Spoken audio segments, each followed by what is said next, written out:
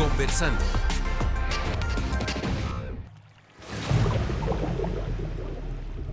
Vine a verla porque casi no duermo.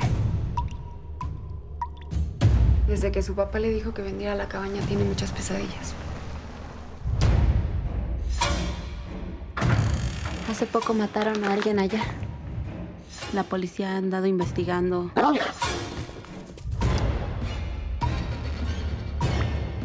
La familia Constantino solo traen desgracia a este pueblo. ¡Víctor!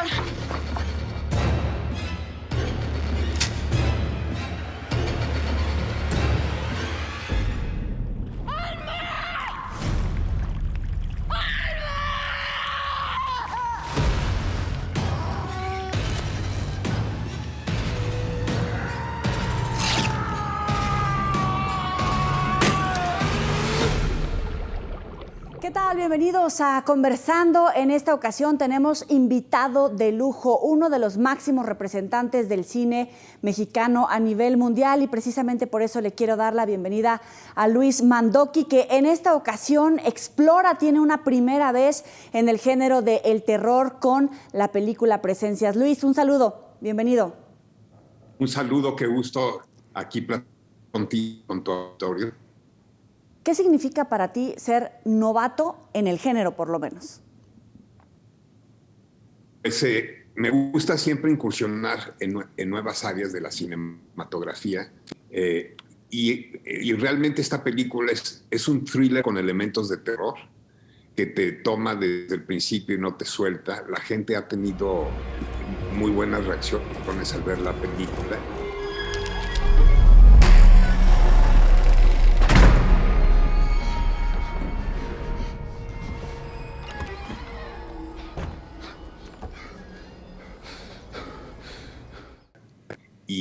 Y la verdad es que es una película intensa, que no sabes a dónde te va a llevar y que tiene un final inesperado, ¿no? Claro, ahora en la película está Yalitza, tienes varios representantes del cine, de la actuación, del género, reconocidos por sus incursiones, pero ¿cómo es trabajar en un género que también es nuevo para ellos, en una historia tan particular como la que tú presentas? Sí, en realidad conocí yo a Yalitza en el set de Roma con Alfonso Cuarón. Uh-huh. Era su primera película, además nunca había actuado ella y me impresionó mucho su talento natural, me encantó su trabajo, ya viendo la película más. E ir platicando con ella en el set, le dije, un día te voy a buscar para ofrecerte una película. Me dijo, me encantaría. Cuando tuve el guión la busqué, le mandé el guión, le encantó y me dijo, vamos a hacerla. Le dije, y desde Roma no habías hecho ninguna otra película. Me dijo, no, es que siempre me habían ofrecido el mismo tipo de personaje estereotipado y no estaba dispuesto a hacer eso. Pero este personaje y este guión me encanta, vamos a hacerlo. Y la verdad es que fue un placer trabajar con ella. Es una gente maravillosa, además una actriz excelente. Ahora, la desarrollaron en Michoacán, entiendo. ¿Qué tan complicado puede ser, sobre todo por el tema de inseguridad en el estado, pero realmente les llega a afectar cuando están rodando una película en el estado? Bueno, filmamos en el pueblo de Tlalpujahua, en Michoacán, que uh-huh. se presta mucho para crear la atmósfera de esta película. Pero obviamente siempre llevamos nosotros seguridad, es parte del presupuesto para proteger a todo el equipo, a la gente, y no tuvimos ningún problema. La verdad es que la pasamos muy bien filmando allí. También filmamos en el Ajusco, en la presa Iturbide, en una serie de locaciones para darle la atmósfera que esta película requería, ¿no? Ahora, ¿cómo eliges dónde grabar? Porque escuché que viste muchas películas sobre el thriller, sobre terror, como para ver cómo no regarla y qué sí hacer, ¿no? Y a partir de ahí, pues obviamente explorar cuáles pueden ser las locaciones que tú podías utilizar en la película. ¿Cómo fue este proceso? Sí, las locaciones siempre son claves. En este género son aún más claves porque hay una locación central que es la cabaña donde llegan el personaje central. La verdad es que no dábamos con ella, la buscamos durante meses. Yo estaba claro de lo que estaba buscando y claro de lo que me traían que no funcionaba, hasta que finalmente vimos con ella, la tuvimos que reconstruir porque estaba en mala situación. Y así cada una de las locaciones, la parte visual de la película es muy importante y todo tenía que ser seleccionado muy cuidadosamente. También me rodeé de un equipo técnico muy bueno, un fotógrafo francés que hizo la serie de Marianne en Netflix, un gran diseñador de producción, José Luis Aguilar. En fin, fue una película compleja que requirió de mucha preparación. ¿Qué sí tomaste de las películas para reproducir en tu película, en tu propuesta? ¿Y qué dijiste? Esto es algo que vi que no se debe de hacer, que evité para hacerlo en mi película. Sí, fíjate, estudié mucho el género, vi muchas películas, tanto películas maravillosas como El bebé Rosemary, El exorcista, El silencio de los inocentes, y de cómo van construyendo estas atmósferas, los sustos, etc. También vi películas que en mi opinión no funcionaban, también para entender el por qué no funcionaban. Y realmente el terror funciona mucho en el subconsciente del espectador. Entonces tienes que diseñar muy bien cuánto enseñas y cuánto no. Cuando enseñas demasiado, de pronto ya no tiene significado y no genera miedo. Entonces fue un trabajo muy creativo, muy divertido en cierto sentido del reto que implicaba, y que finalmente pues las reacciones que estamos teniendo me tienen contento. Ahorita decías, ¿no?, que uno trabaja con las emociones de la gente, con la imaginación de la gente. ¿Qué te encontraste en ti mismo, ¿no? ¿Qué significa todo lo que traes por ahí de repente escondido que dices, esto me puede generar miedo a mí y le puede generar esa misma reacción a las personas? Porque no es tanto lo real, sino lo que uno trae, lo que le asusta, ¿no? Claro, o sea, como director siempre te tienes que meter en la mente del espectador. Tienes que borrar todo para poder realmente percibir lo que estás creando y cómo va a tener eso una percepción, impacto en quien lo está viendo. Entonces es un ir y venir entre el que está creando y el que está recibiendo. Y de esa forma pues vas trabajando para crear esos momentos, esas tensiones, esas distensiones. También tienes que crear momentos de relajación, porque si no, pues la gente ya como que se desconecta. Entonces todo es ritmo en este género. ¿Y qué elementos encontraste en todos tus actores, en tu reparto, que pudieran enriquecer la película, que tú dices, puta, nunca me imaginé que esto lo trajera Yalitza, ¿no? El actor argentino, se me olvida el nombre, porque dijeras, ellos le agregaron esta parte que a lo mejor yo ni siquiera lo había previsto. Sí, el personaje es un personaje que demanda, es tremendo para un actor. Y yo había conocido a Alberto Amann, que es un actor argentino que radica en España, que estuvo en la serie Narcos, entre muchos otros trabajos. Y que dije, él es el que es el que puede dar este recorrido emocional, turbulento de esta película. Y tuve razón. Trabajar con Alberto fue, primero le dije, tienes que hacer el acento mexicano, para lo cual le propuse que trabajara con un coach de diálogos con el que trabajé yo en Voces Inocentes y en Sabina Rivas, Martín Rojas, que es extraordinario. Trabajamos 3 meses y estuvo en el set con él todos los días preparando eso. Y fue una entrega de él y de todo el elenco, del cual, pues ahí está el resultado, ¿no?, en la pantalla. ¡Suéltenme! El otro tema también en este género es que el 50% es el sonido y la música. El diseño, el sonido y la música, que es también lo que te mete. Si tú ves una película de este género sin el soundtrack, no vas a sentir ni el 20% de lo que vas a sentir cuando ya está todo armado, ¿no? Uh-huh. ¿Y ahí en quién te apoyaste? ¿Ya los tenías en mente? ¿Los tenías ya seleccionados? ¿En el sonido te refieres? Sí. Sí, bueno, tuve un gran diseñador de sonido, que es Sergio Díaz, que fue el que hizo el diseño sonoro de Roma y también hizo, por ejemplo, la película Nomadland, que ganó el Oscar, y que se entregó le encantó el proyecto, le encantó la historia, trabajamos muy bien, y hacía tiempo había oído la música que hizo una compositora de un cortometraje de terror que me encantó. Resultó que es mi hija Camille Mandoki, que es una muy buena compositora, y le propuse hacer la música de la película. Es su primer largometraje y la verdad es que trabajó con Sergio Díaz muy de la mano, hizo un trabajo extraordinario. Entiendo que hay algo de realidad en la película, ¿no?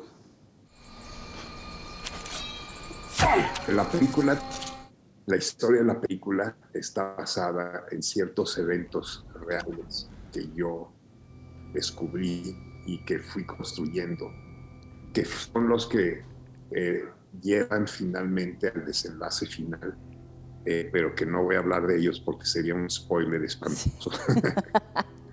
Ajá.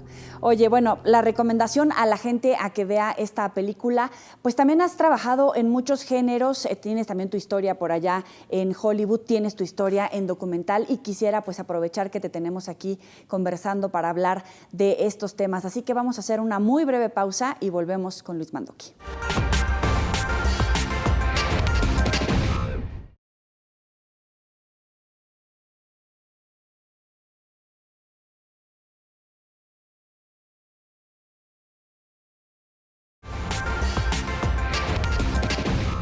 Gracias por continuar conversando. En esta ocasión lo estamos haciendo con Luis Mandoki. Oye, Luis, te preguntaba antes del corte acerca de tu película Presencias. Ya tenemos la invitación, evidentemente, a la gente, pero tienes una larga trayectoria en otros géneros. También has incursionado, por supuesto, allá en el mundo hollywoodense. ¿Cómo es esta transición de trabajar en México, de trabajar en el extranjero, con actores de todos lados del mundo? ¿No? Tienes en este caso a una mexicana, a un argentino, con talentos en el guión, en la música, evidentemente en la propuesta visual. ¿Cuál es ese arte, ese talento que se requiere para poder trabajar con gente de todo el mundo que coincida en una película? Sí, bueno, sí, mucha de mi trayectoria cinematográfica la hice, como dices, en Hollywood. Tuve la suerte y la oportunidad de trabajar con grandes estrellas y actores como Susan Sarandon, como Paul Newman, Kevin Costner, Meg Ryan, Charlize Theron, Jennifer López, etc. Y realmente, bueno, cuando empecé la carrera, me metí a cursos de actor para entender cómo funcionan los actores. Y yo creo que se volvió también uno de mis fuertes el entender cómo dirigir actores, cómo protegerlos para que se puedan abrir y que vivan estos procesos que a veces son muy intensos. Y ha sido un viaje extraordinario. Luego he hecho Voces Inocentes en México, Sabina Rivas y ahora esta película. De historias de amor a historias con contenido social como Voces Inocentes y Sabina Rivas, y ahora un thriller con elementos de terror. Y como muchas veces como director haces una historia de amor exitosa y la gente quiere que repitas eso una y otra vez, pero como creador siempre quieres expandirte, ¿no? Quieres aventurarte en nuevas arenas y pues de allí viene Presencias, que ahora estuvo una semana en exhibición en la Cineteca, fue un muy buen éxito. Y ahora está en la plataforma de ViX Plus, donde la gente la puede ver en cualquier momento. ¿Quién es el señor López en 2022 para ti? Pues fue uno de mis trabajos documentales que también he trabajado en el cine documental, que también me gusta. De hecho, uno de mis primeros trabajos fue cuando regreso de estudiar cine en Londres. me ofrecen hacer un documental sobre los mazatecos en Oaxaca, en el Instituto Indigenista. Hice un par de documentales allí y siempre me gustó. Entonces, después de Voces Inocentes, mi productora musical, Lynn Feinstein, me dijo, ¿por qué no hacemos un documental sobre lo que está pasando ahorita, que es el desafuero? Y de allí que surgió ese trabajo también, ¿no? Uh-huh. Pero ¿ha cambiado algo tu visión, tu postura de López Obrador en ese momento a lo que hay hoy? Digamos que la realidad superó la ficción, aunque hubiera sido documental. Bueno, por un lado, de esa época para acá, pues se convirtió en presidente de México, es amigo mío cercano y pues yo he seguido también con mi trabajo, ¿no? Que es mi trayectoria cinematográfica, que es acción. A nivel mundial, pues obviamente uno de los grandes temas que ocupa en México pues es todo el tema de la reforma electoral. Tú hiciste un trabajo sobre el fraude en México 2006. ¿Cuál es tu postura respecto a las instituciones, a la vida democrática, al trabajo que realiza el Instituto Nacional Electoral? Muy brevemente, para no abundar en el tema. Bueno, yo creo en la democracia. México ha tenido una evolución importante en cuanto al tema democrático, lo cual me da mucho gusto. Y pues lo que yo haya podido aportar por la democracia, mi granito de arena, pues me siento satisfecho.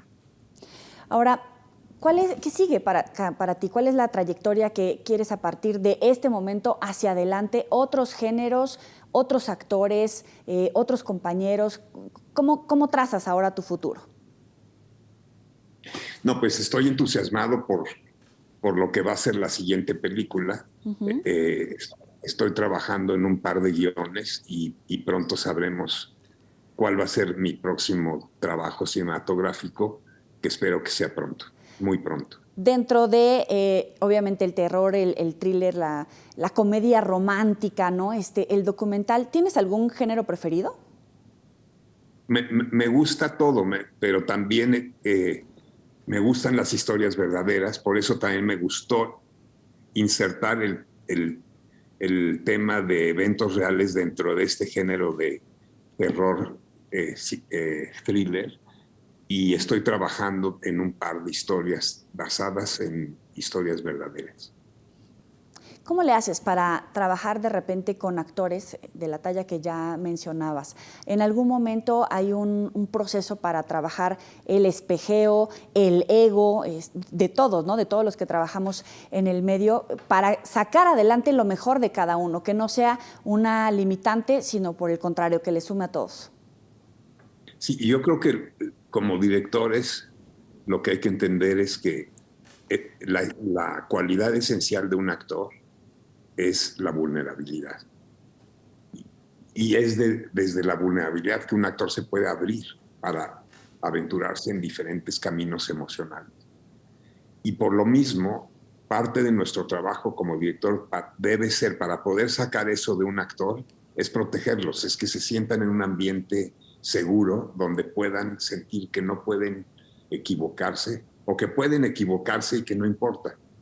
Y ahora, si un actor es vulnerable, una estrella es muchísimo más vulnerable. ¿Por qué? Porque tiene mucho más en juego y por lo tanto tienen que sentir que están en buenas manos, tienen que sentir que el director sabe lo que quiere y sabe hacia dónde los va a llevar y cómo llevarlos. Y de esa forma se entregan al proceso.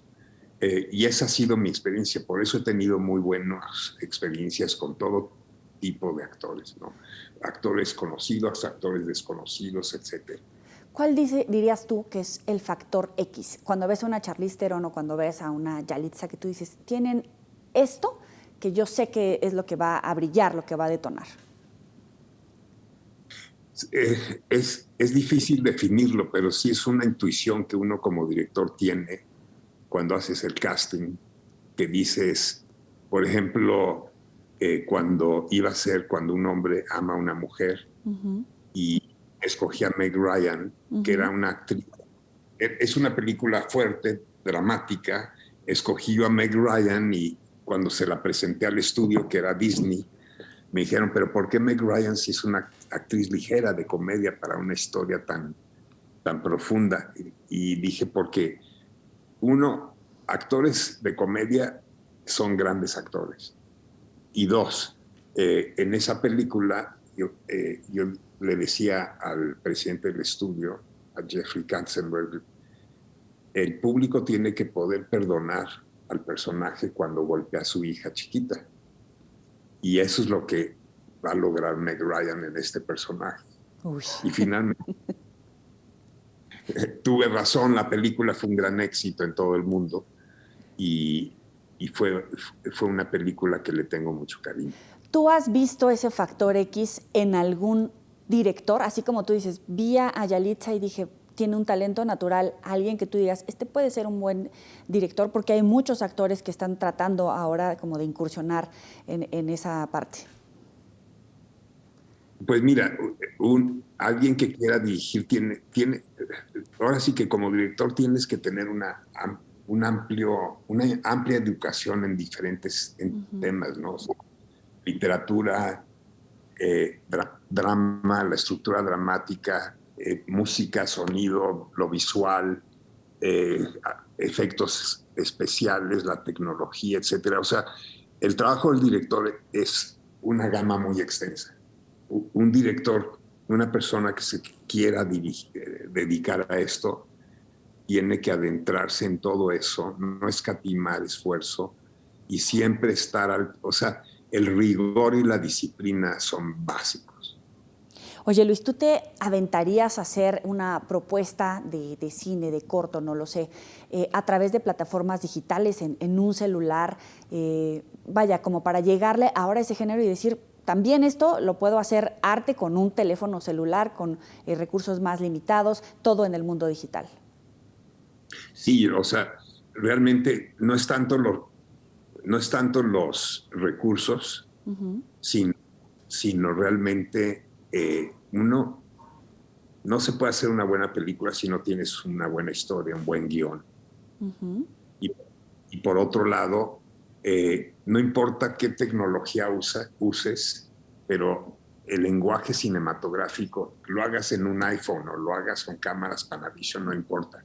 Lo que importa es que te prepares, que hagas tu diseño de cada escena, de cómo las vas a filmar.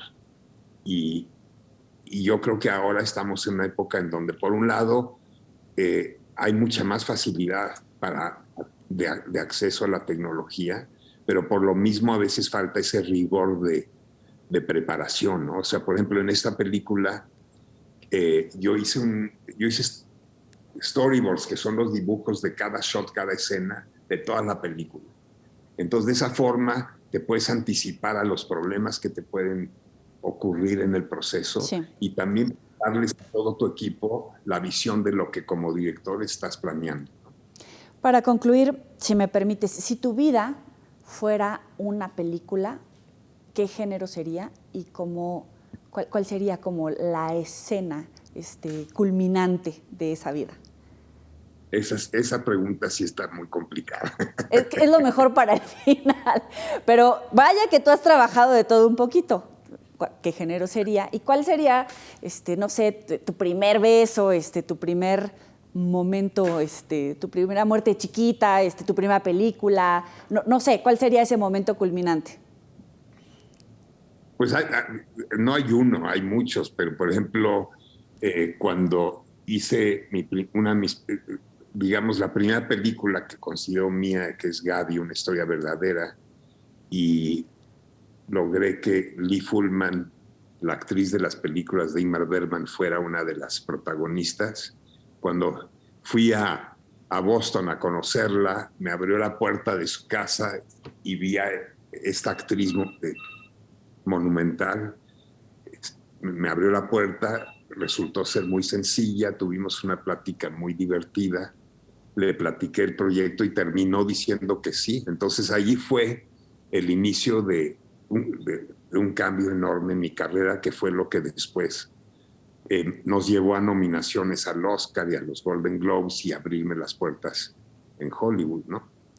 Luis Mandoki, muchísimas gracias por compartir estos momentos con el auditorio de Conversando y pues poder platicar ahora de Presencias. Un placer y pues invito a todo el auditorio a ver Presencias en ViX Plus. Vean Presencias y no se pierdan Conversando. Muchísimas gracias por su preferencia, su compañía. Nos vemos la próxima. Pásela muy bien.